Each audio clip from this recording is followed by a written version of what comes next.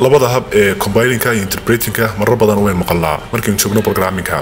haddaba farqiga u dhexeeya compiling-ka iyo interpreting-ku waa mid si fudud u fahmi karto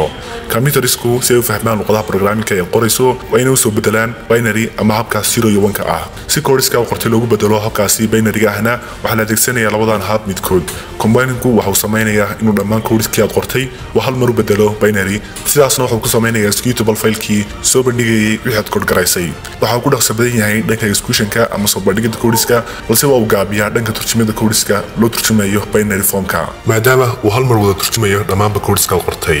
interpreter-kuna waa cagsiga compiler-ka waxa uu code-ka aad qortay u turjumayaa line waa mid si dhaqso badan turjuma codeska oo line kasta marka la rangareynayo ee la turjumaya balse waa mid u gaabiya execution-ka maadaama line kasta gaar u isgareynayo ama uu soo bandhigayo waxaana habkani uu u fiican yahay debugging-ka luqadaha compiling-ka isticmaala waxa ka mid ah C# iyo C++, kuwa interpreting-ka isticmaala waxa ka mid ah Python iyo PHP dabcan inta ugu badan si toos ah uma dareemi karno process-kan maadaama aynu kaliya taran taabanno kadibna inuu ragno codeska qornay ma taqaan just in time completion